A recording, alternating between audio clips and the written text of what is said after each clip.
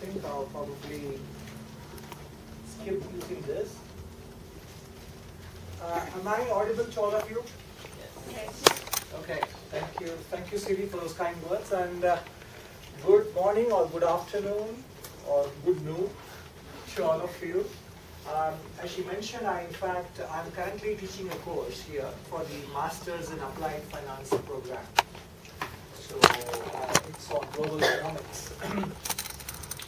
So in fact, the minor difficulty we experience in setting up this PowerPoint in a way is kind of symptomatic of the topic today, which is India. In the sense that there is a word in Hindi which is very widely used, and some people don't like it. The word is called Jugaad.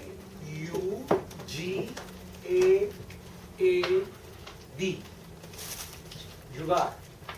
Apparently, there are multiple ways to interpret this word in English. It means sort of workaround solutions, right?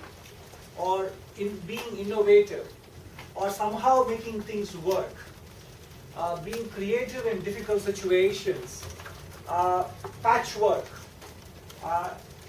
somehow the last minute scramble and put things together and make them work. These are multiple ways to interpret this word jugaad. And in general, some Indians take pride in the fact that they are very good at jugaad, which is like, somehow at the last minute, everything will fall in place. But there are countries and places like Singapore, or for that matter, where I used to live earlier in Switzerland, where they would be completely mad about this kind of an attitude. Everything has to be planned, a process must be in place, and it must be tried, rehearsed, and on the day of the event, everything must go according to plan. This is how some other countries work. So therein, in fact, lies a big contrast to economic development, to growth, etc. One is there is a structure, and the other one is you make things as you go along. Make up things as you go along. So some people think India symbolizes the second approach, and the developed world symbolizes the first approach. So I think most of you in this class are drawn from multiple disciplines, and also whether you are in year 1 or 2 or 3 or 4, and you may not even be majoring in economics, right? Not all of you, or very few of you, or none of you. So in that sense, make it interactive. Let's sort of keep asking questions, and don't feel embarrassed or shy to ask questions, thinking that it could be a wrong question. There is no foolish question. In fact, not asking a question is foolish. Okay? Because we learn only by asking questions. And if you think I'm going fast, stop me, ask me to repeat. All right? So let's make it conversational. It's pretty warm outside, and it's because you had your lunch, or you're going to have your lunch. Either you are feeling sleepy because you're hungry, or you're feeling sleepy because you're overeaten. So all these things are possible. So the only way to stay awake is to ask questions, because it's impossible to ask questions while you're sleeping. So do that, okay? If you look at sort of a very, very, very quick capsule way of economic development, after all, every country in the world wants to know how to become prosperous. It's true of us as individuals, how to become rich. It is true of countries, how to grow, how to become a developed country. Is there a template? How nice would it be if there is a formula? Like, for example, we are allowed to bring a cheat sheet to the exam sometimes. In some courses, you bring a piece of paper with formula and some notes on both sides, and then try and see if you can sort of use it to answer the question. So, to answer the question of development, is there a cheat sheet that we all can follow? Unfortunately, as some of you are shaking your head, that's true, there isn't one. What we have done, what we, meaning the world, has done, is somehow try to distill from the experience of other countries which have made the progress from primitive to developed over a period of time, maybe a few hundred years, etc., and then try to see if there are lessons which can be turned into a theory of development. Okay? But the truth is, when the first set of countries started to become prosperous, they had no rule book, they had no template, they had no DIY, do-it-yourself kind of manual. Things happened organically or spontaneously, right? And then, based on that, people try to see, can I generalize some lessons? Can I sort of distill some key ideas that can be transferred to other countries? Answer is yes and no. Okay? You can distill some ideas, but the problem is every economic story of every country is unique. There are cultural reasons, cultural context, historical reasons. The climate plays a very, very big role. You take the Western Hemisphere, look at Europe, you look at North America, etc. They have 4 seasons. They have lovely, spring, summer, autumn, winter, etc. So it is time for the soil to be fertile, and then you harvest, and then the soil can be, rested and then regenerated in time for the next sowing season and the harvest. So climatic conditions have been extremely conducive for today's developed world to become developed. You are with me? Are you with me? So if you ask the former former Prime Minister, the founding father of Singapore, Minister Mentor, Mr. Lee Kuan Yew used to say, one of the biggest scientific or technological development which he liked was air conditioning. On a day like this in Singapore, you can appreciate it, right?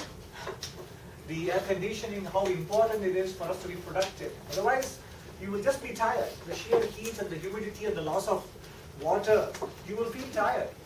So, the tropical world has its own major deficiencies in terms of the weather patterns, in terms of the diseases, tropical diseases, etc. So, there are many conditions that automatically facilitate development. There are many conditions that make it that much more difficult. How many of you are students of physical sciences, like physics, chemistry, biology? Any of you here? No. None of you? Nobody likes physical science here? Okay. So, but if I ask you a question, what is the difference between a physical science and this building, social science? What's the difference? Can you take a stab at it? There are hard laws and rules for the hard sciences, whereas for the soft sciences, we study humans and human beings. There are laws and? What did you say? There are laws and rules in like subjective physics. Absolutely. Whereas in the soft sciences, we study humans. Yeah, I think that's a pretty good answer. Anybody else want to add to, supplement to what she said? Thank you, Samantha.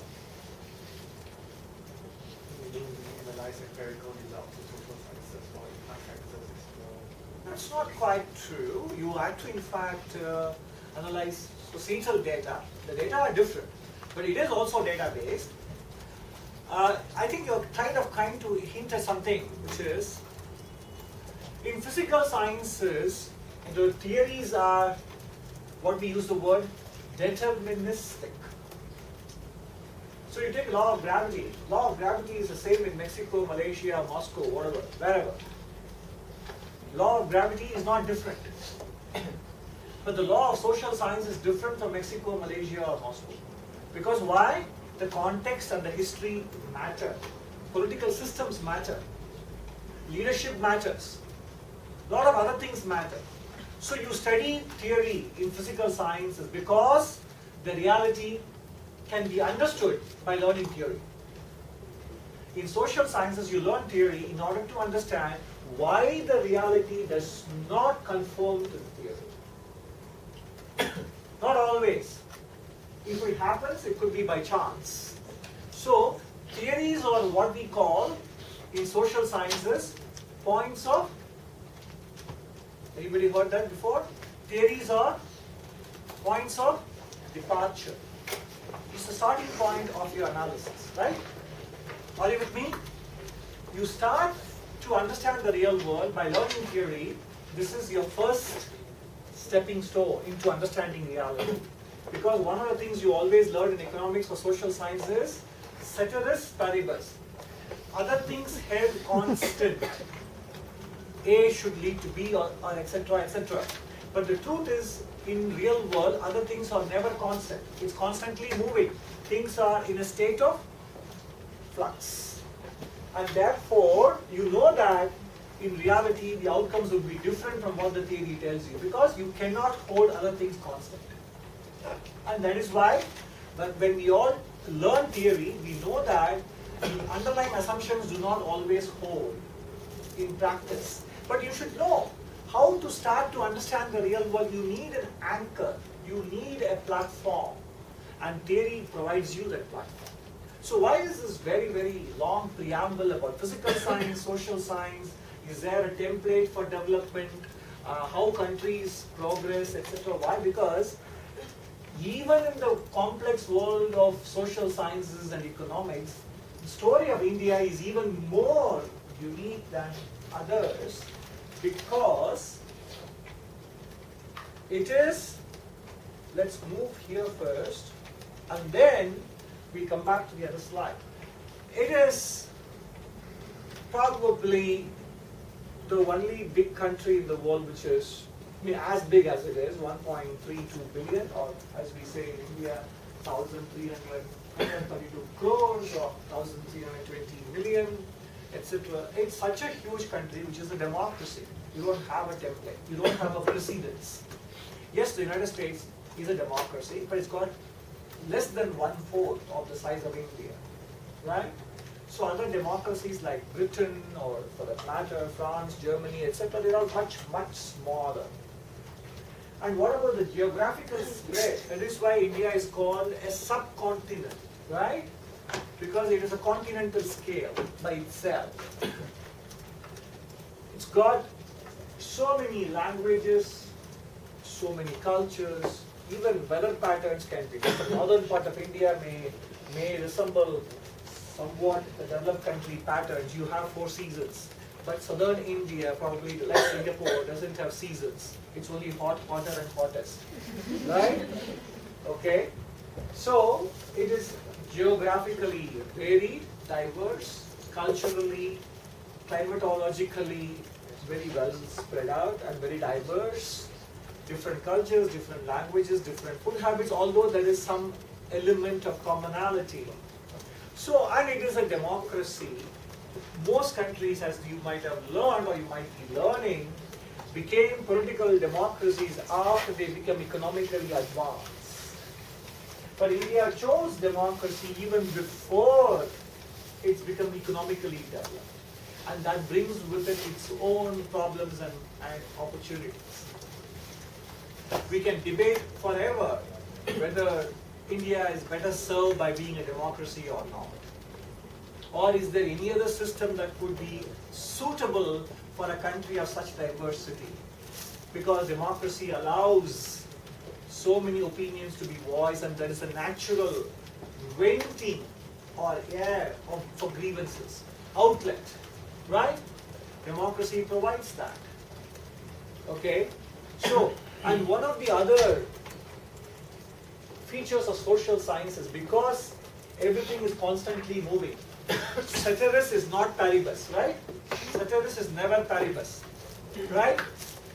So what we call the impossibility of constructing the counterfactual, right?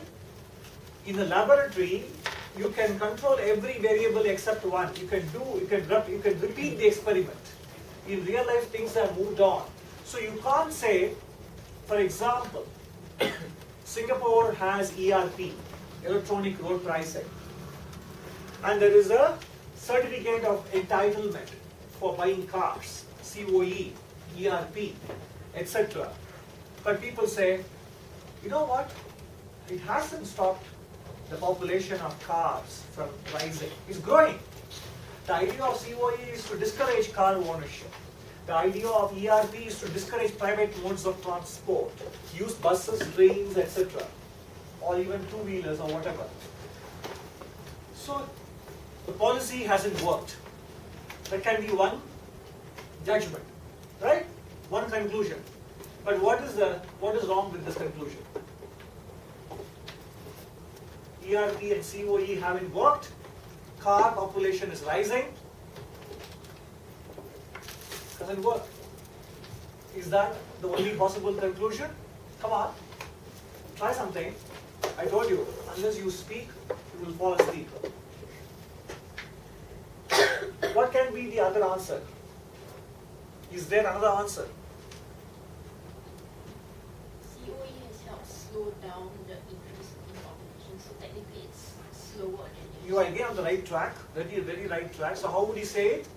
In a more formal way? Yes, it has grown, population of cars has grown, but the counterfactual you can't find out. That is, suppose COE and ERP were not there, then population of cars might have exploded even further, might have grown even further. That is what is called the counterfactual scenario. Had it not been there, had these two things been not there, ERP and COE, could the car population have been much higher? How would you know? You can't. It's impossible. That is what is called in social sciences the impossibility of constructing the counterfactual. You can only say, look at another country which has not had ERP and COE, look at the population of cars, how they have grown. For example, let's say Malaysia. That is what would have happened in Singapore. You can say that, right? But is that right? Is that right or wrong? Come on. You're following the discussion, right? You're able to follow what I'm saying, right? So tell me, is that right way to look at it? What is wrong with that? What's wrong with that? If you look at Malaysia and say, okay, you know what? To understand how much cars would have gone up in Singapore without COE and ERP, let's look at some other country very close by, which does not have ERP and COE, and let's look at the growth in car population. Maybe that's what would have happened in Singapore. Sounds reasonable, right? But what's wrong with that? Singapore is not Malaysia. That's so make it more explicit. So what do you mean by that? That's right. Again. Singapore is not Malaysia, so it's No, what does it mean? there are different factors. Which is? At least name one. Sorry? Land area. That's okay. The per capita incomes are different. The countries are in different stage of development. There could be other factors. The taxation. Okay? So the incomes are different. The population's age profile is different. Maybe the population's education attainments are different. The taxation rates could be different. And the policies for customs duty, excise duty, import duties on cars could be different. So there are multiple. So it is not as if you are able to control only for the COE and ERP and then compare the two. That's what I'm saying. We cannot hold everything else constant. That's exactly what we mean by saying you can't compare. So there is always this impossibility of constructing the counterfactual scenario, which you can do in a physical science. You can construct everything, reconstruct everything and hold only one thing different in the laboratory. Just change one variable, one ingredient, and see the difference. You can't do it. You can't do that in social science. There's a movie, some of you may not even have been born, called Sliding Doors. I think it came in the 90s.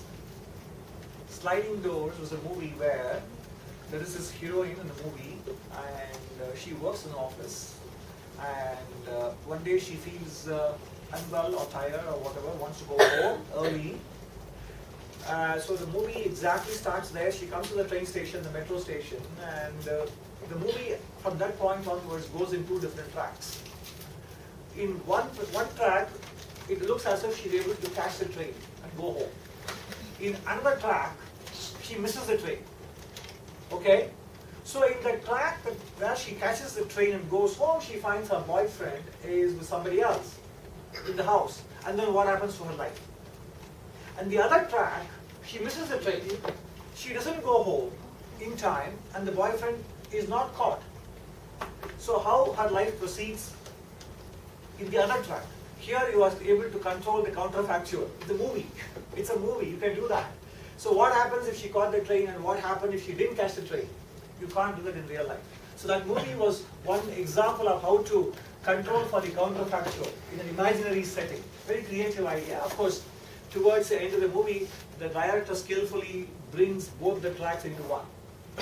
Okay? Anyway, that's just to tell you that it is possible in films, in fiction.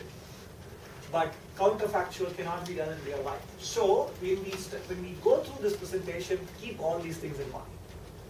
About when you're trying to pass judgments on countries, you should be, yes, of course, we do pass judgment, it's required. Your exams will ask you to say, do you agree or not with the statement? Do you think they did the right thing or not? A policy decision led to these consequences. Was it right or wrong? Whether it is affirmative action, whether it is education policy, or whatever social policies, you will of course evaluate them. But while you are evaluating them, please keep in mind the limitations of social science. How evaluation can always be difficult, because you can't construct what would have been without this. That's why we say in social sciences, in governments, when they decide things, there are two things to always keep in mind. One is the law of unintended consequences. You may want something to happen, but in social science, because other things are not held constant, something else may happen.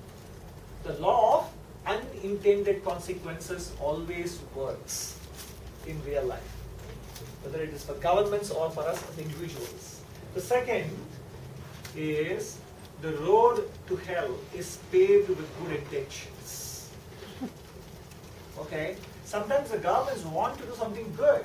They have good intentions. But once you actually implement, how the public reacts, how the people react, how society reacts, can take you completely unexpected consequences, right? Societies are, that's why, very complex mechanisms. It's easy to pass judgment, but it is difficult to be right about the judgment. That is why arguments about social phenomena can be endless. There's no way to agree, right? Unless you know the counterfactual, you can say what you did is wrong. I can say, well, if I had not done that, it could be worse. How do you know? Nobody can agree on that, right? So the arguments can be endless.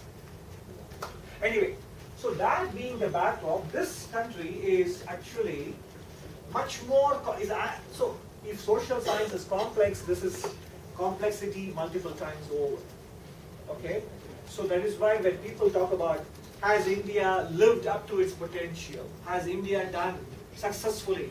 Has India grown well compared to other Asian countries, East Asia, Japan, Korea, China, etc.? Unfortunately or fortunately, yes, of course. It doesn't mean that we should not be critical. We should be. Where required. But an absolute judgment should always be attempted with caution, with prudence, with awareness of limitations of our judgment. Alright? That is where they always say, whatever you say about India, the opposite is equally true. Okay? It's one of the well-known comments made by a very perceptive observer of India. Whatever you say about India, the opposite is equally true. Okay. So, of course, most of you must have heard of this place, must have seen it on the internet or anywhere. I mean, let me confess, although I was born and raised in India and I'm a Singapore citizen for the last 7 years, I go back to India very, very often. I haven't yet seen this place, so, okay, I haven't been there yet.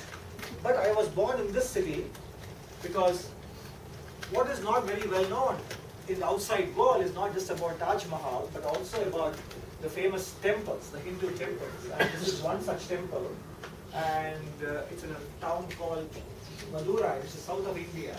And this is such a big temple. The entire city is constructed around the temple. So in fact, it's one of the early examples of town planning. How to sort of make a temple is not just a place of worship, but it is a place of economic, cultural, and social activity and you can construct the entire town around the temple such that sort of everything feeds into or feeds out of the temple as an economic unit. So this is just to tell you that even here there is so much of diversity. What we see is only this in popular websites or books or etc. Whenever you want to show India, they will show Taj Mahal, but there is much more to it than Taj Mahal. Just saw this, one of the oldest civilizations, 3.3 million square kilometers, 7,000 kilometer coastline. I have taken these from slightly dated. Some of them I have updated, of course, but I hope none of the other physical attributes of India have been changed. Maybe the ports are now many more, could be. So 1.3 billion population is updated. It's a multi-party democracy, supported by a free press. Again, all these things some people might question, but it is there, more or less. Well-established judicial system, whether it works or not, but it is there. You can approach the courts for redressal against the government, against other citizens, institutions, etc. But of course, the justice is delivered very, very late sometimes. Economy and society in rapid transition. You can retake this line forever. For the next 30, 40, 50 years. It's always in transition for a large country. This is updated line. I have updated it. 29 states and 7 union territories. And there are 122 major languages and 1,599 other languages, including dialects. Okay. So, talk about complexity. A single language can unite and bind people. Multiple languages is that much more harder. Okay. So this is the context in which we are discussing India as a cultural and social and economic entity.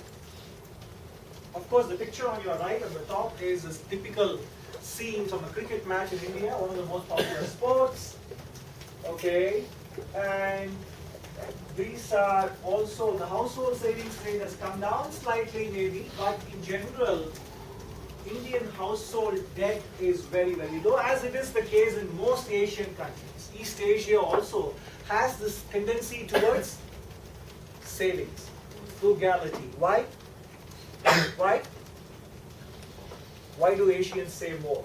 Have you studied that? Any of you? In any other course? Why do East Asians save more?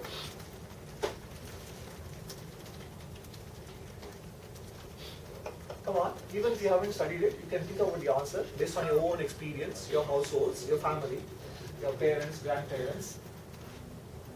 Come on. It's just culture. One explanation is always cultural, yeah, true. By the way, I'm not disputing any of the answers because all answers are true. Yeah. Very good. Then? Excellent. Value stability. Sorry? Value stability. Value stability, cultural pension stability.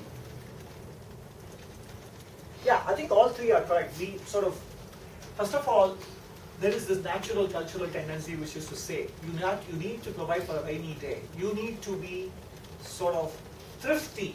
There is a moral value attached to thrift, to being, cautious, being prudent, not to spend, not to live for the day, but to plan your family's life. You're responsible for your family, you must provide for it.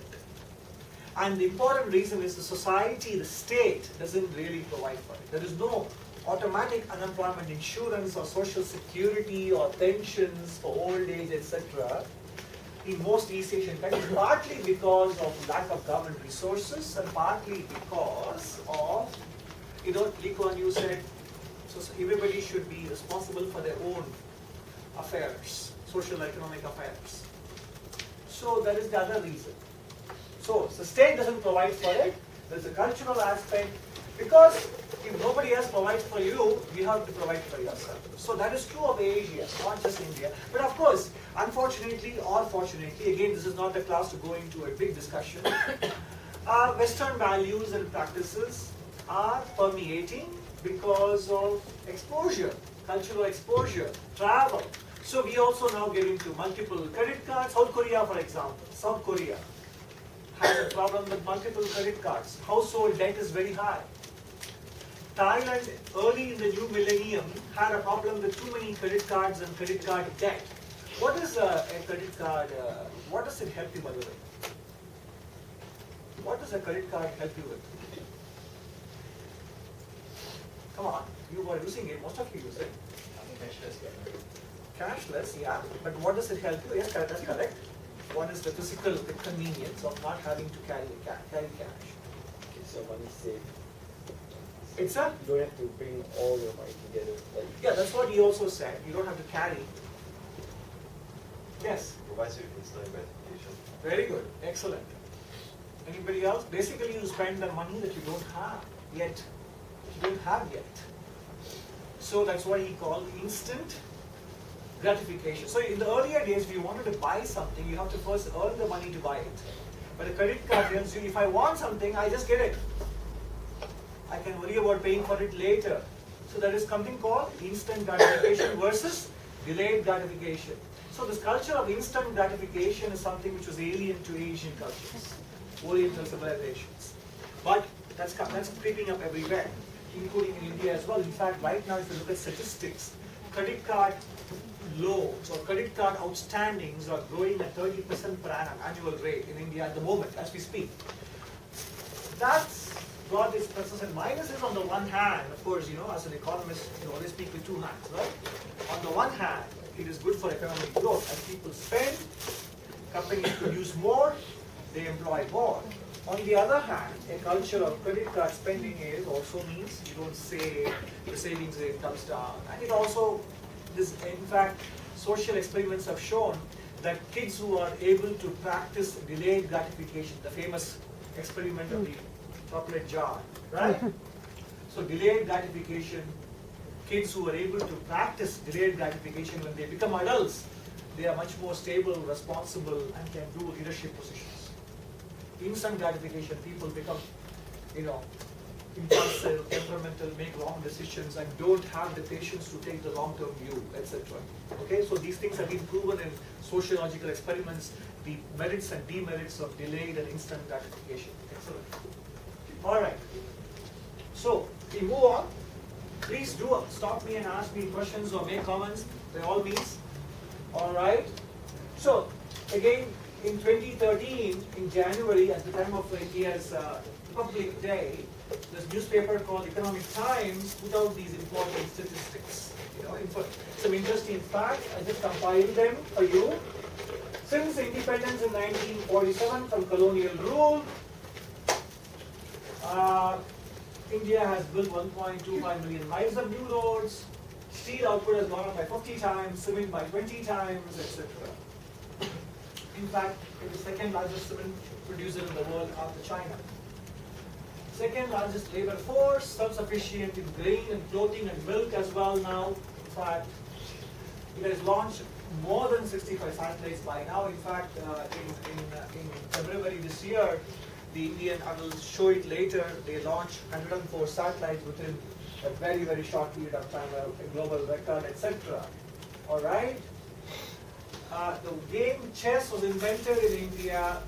Yes, algebra, trigonometry, and calculus, I will show them. And some very interesting, also even in the science of medicine and surgery, there were some very impressive advancements in the past. This gentleman is not that well known outside, but recently people have begun to appreciate his contribution to calculus and trigonometry.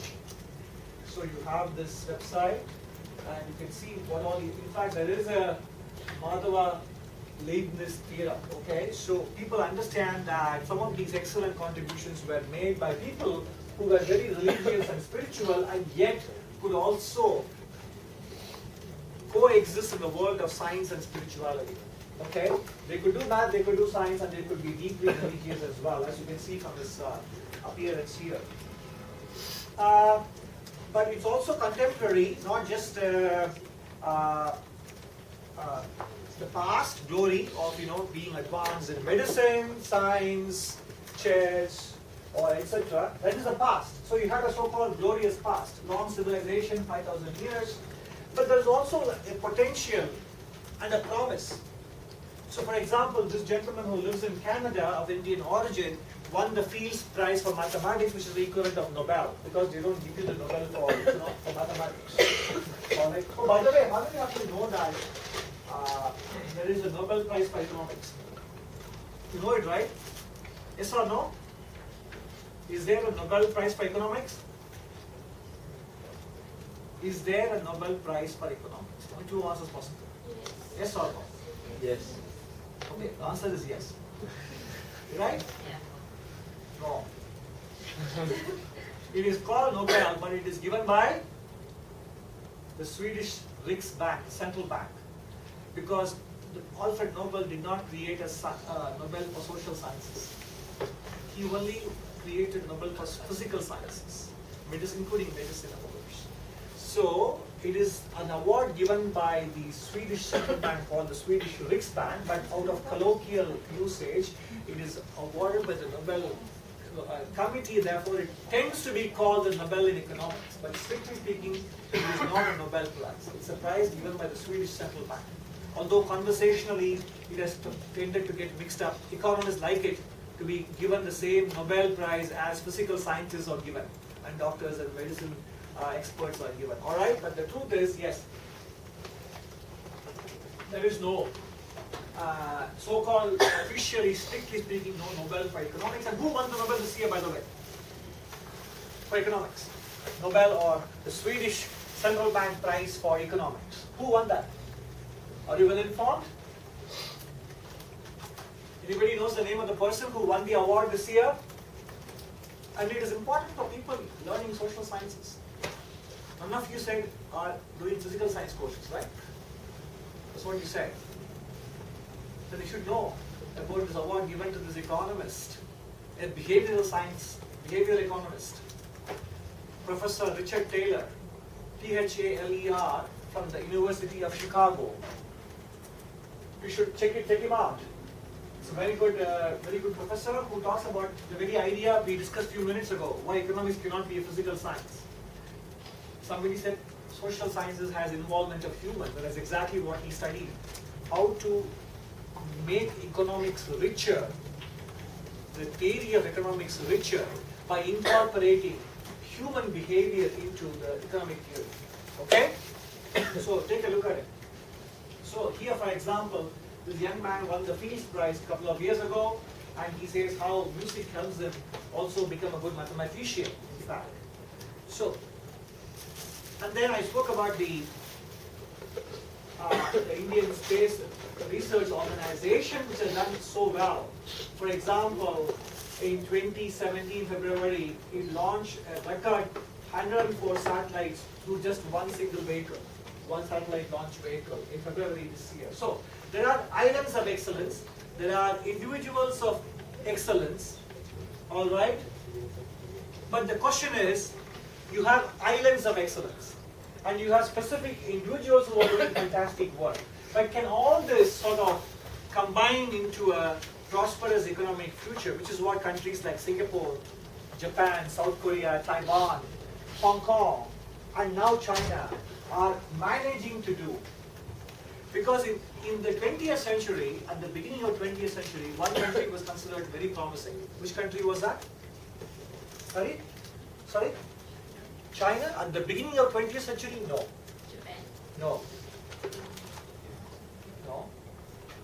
Brazil. Pretty close. Argentina was considered the country of promise at the beginning of 20th century. If you, none of you will be impressed now, right, with their economic development success story. It's not. So what I'm trying to say is, some of these judgments we make are based on what we observe, current events, current developments. But history will have a different judgment to pass, because history has a luxury of time, which we don't have, right? We are just contemporary observers. We are passing judgments based on what we see, hear, read, and observe. Some of us, even without realizing, we give lots of importance to our own anecdotal evidence. Personal experience becomes that much more important than overall evidence. I went there, I made one trip to India, and now nothing worked. You know, the plane landed late. My flight from the airport to the hotel was much longer than I was told.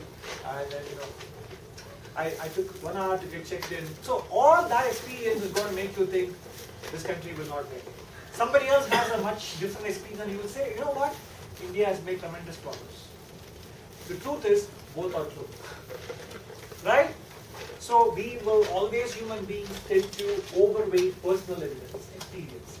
How many of you have read Thinking Fast and Slow? Or how many of you are other heard of the book? Thinking Fast and Slow. By whom? Very good, excellent.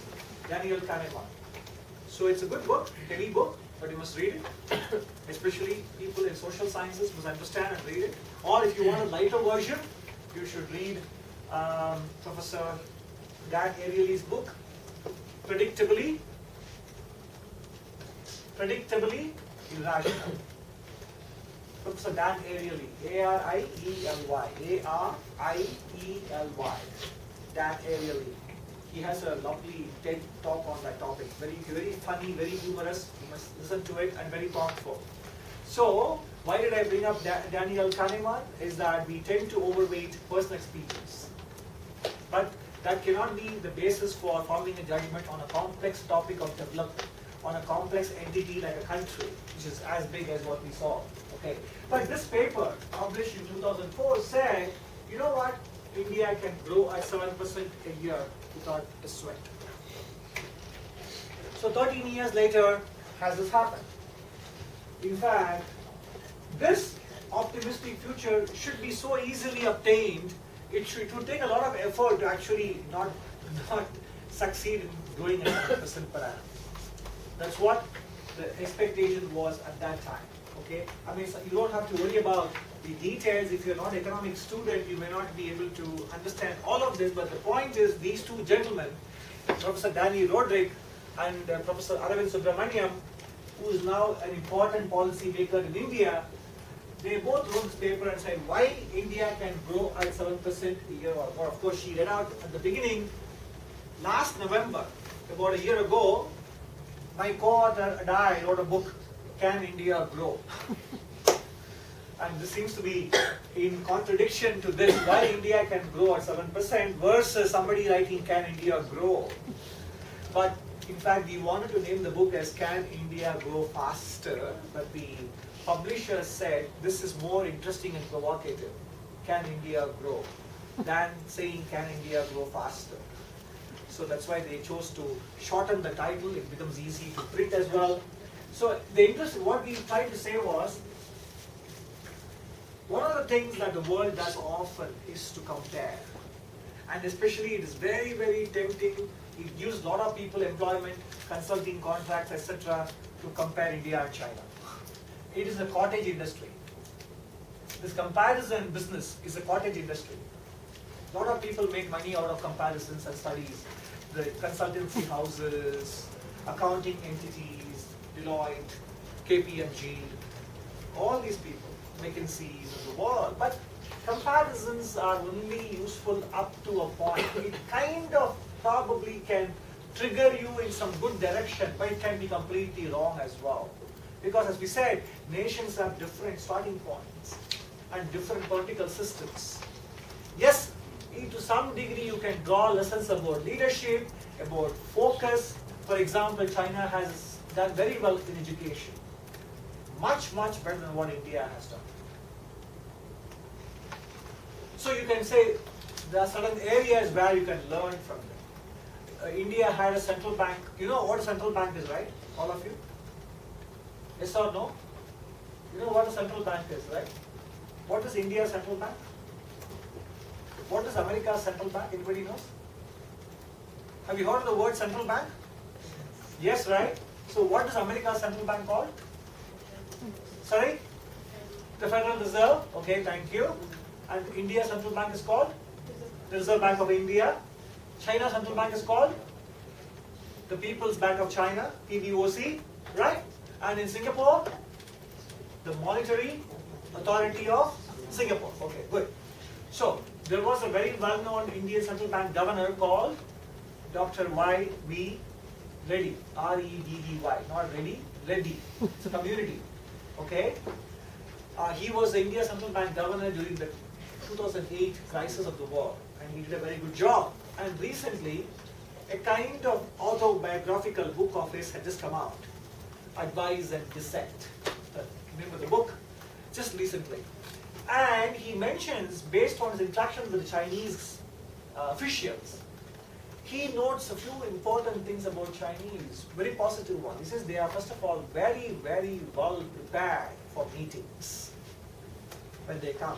With the IMF or the World Bank or wherever they come, international forums, they are very well prepared. They are very well briefed. They are very punctual.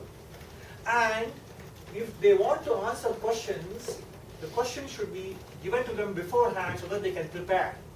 If you throw a question at them which you have not given them before, they will refuse to give you an incomplete or imperfect answer. They will say, we will respond to you tomorrow or next day after we have studied the question and prepared the evidence for it, empirical evidence or data. And he said they were very clear, by 2020 we want to become the world's #1 economic power. So they had a focus, they had a goal, they had a roadmap. And they were very passionate about these things. These are all the important things he mentions. So some of these things can be transferred, or can be learned. And they are very good education. Primary education is very high. The number of students enrolled in primary school, in secondary school, etc., etc. But there are other aspects, couple of them which you will see later, which are problematic for them as well. So my point is, this growth rate forecast for India of 7%, and me saying that, well, India should not try to burn itself by trying to grow as fast as China. It is not possible. India does not have the right conditions to grow as fast as China did between 1979 and 2009 for 30 years. That's what we say in our book. Okay? As I told you, if you're silent, you will fall asleep. Okay? So, ask questions, okay? Anything? You want to ask anything here? Okay, shall we move on? Alright. So, somebody said 7% growth rate, done deal. Look what has happened in the last, this is the average growth rate for about 10 years. 1960 to 70, only 4%. 1970 to 80, 3%. 80 to 90, 5.5%. 2000, little more, but not very big. Finally, 2000 to 2010, above 7%. The promise given in that paper was finally realized in the last decade. But in the current decade, up to 2016, for 6 years, the average growth rate has come down again below 7%. So the point that was made by those two authors that India could easily grow at 7% doesn't seem that easy, isn't it? Okay? Any comments? Any questions? Some of you obviously are not students of India, or in the sense that you don't study India as a subject, but it's supposed to be only an introductory lecture. It should sort of whet your appetite to learn more, to sort of study more if the topic, if the country interests you. What about per capita income? Per person, per Indian. So the growth rate on a 5-year basis, in general, is not bad. If you draw a trend line, the trend line is up, which is good. In fact, per capita income was almost rising at 7% by 2005 or 6. But now again, the last 6-7 years, or even longer, the trend has kind of reversed. Hopefully, this is not a long trend, like for example, between 77 and 83, you had a reversal, and then late 60s to early 70s, you had a reversal, and this has been a big reversal for a long period of time. Okay, so that is something to keep in mind, that no matter what they say about potential, transferring the potential into performance is a different ballgame, right? It is one thing, as they always say, there's a joke about somebody, he was considered a child prodigy at age 5. At age 50, he still remains a child prodigy. You know what it means? At age 5, he was considered a child prodigy. At age 50, he still remains a child prodigy, which means he's still considered somebody who could have become much bigger, much more talented, achieved a lot more, but never actually translated his potential into performance. So is India a story where the potential is always there, but it's always a case of potential? Is that the case? We don't know. The answers are not easy to obtain, but that's a question, important and a legitimate question to pose. Okay? Yeah, this is again, I don't want you to struggle to understand what is foreign exchange reserves because you are not necessarily economic students, but what you can see is in general this line is increasing and China has 3-point-something trillion dollars of reserves, India has $400 billion of foreign exchange reserves. Both are good numbers that tells you that there is enough foreign exchange inside the country. That's all you need to know. That's a success story. And in general, in the last 3-4 years, India has also been able to attract foreigners to come and invest in India, even as China is becoming more, expensive place. That is something that naturally happens for individuals, for companies, and for countries. Let me ask you a question. When somebody is poor, how much of money they would be spending on their necessities or essential goods? What are essential goods? First thing, food, and then clothing and shelter, right? So when somebody is poor, when a household is a poor household, what percentage of income will be going towards these? Sorry? A very high proportion. And then what happens as you grow? As you become prosperous? The percentage becomes smaller because you will not necessarily eat 6 meals a day. It is still 3 meals a day. You would eat slightly more expensive food. You may eat dairy, ice creams, meat, but it won't go up proportionately, right? So, and also when you are young and relatively inexperienced, your wage will be probably $10 an hour.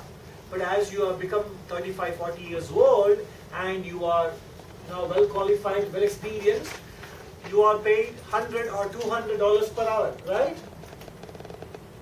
So you have become expensive, uncompetitive, right? So the same thing applies to companies. When you are young and a small company, you are able to price your product at a low price.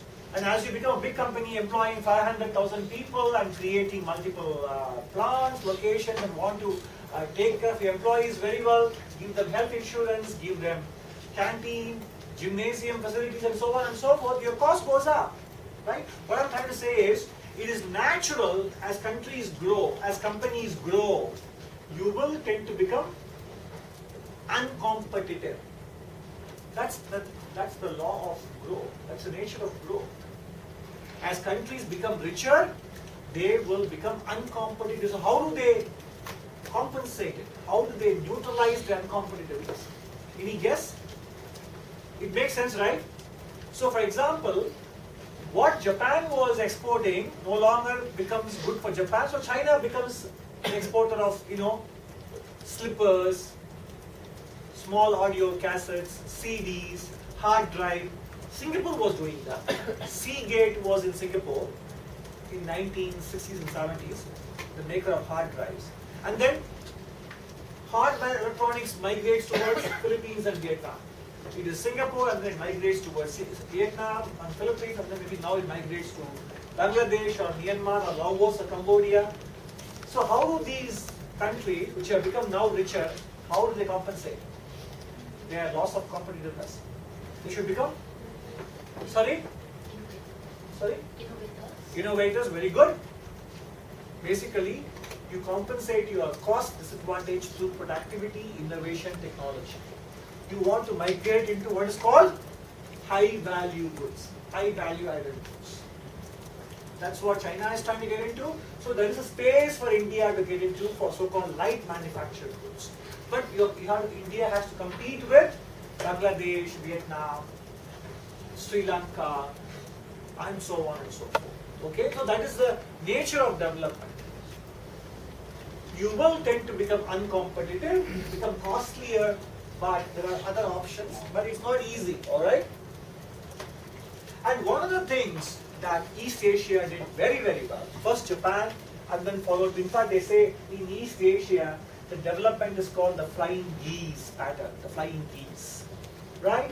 There is one bird leads and then others follows. So first was Japan, then it was Korea, Taiwan, Singapore, Hong Kong, then China, and then it was supposed to be Indonesia, Thailand, Philippines, and Malaysia. And then Laos, Cambodia, Vietnam, etc. So this is the countries passing on the pattern of growth from Japan to the other four.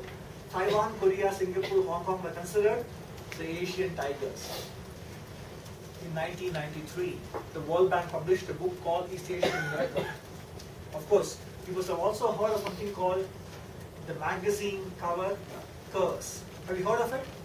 The magazine cover curse. So for example, it's always said in stock markets, when you go and polish your shoe, and the shoe shine boy gives you a tip to buy in the stock market, sir, please buy the stock. Right?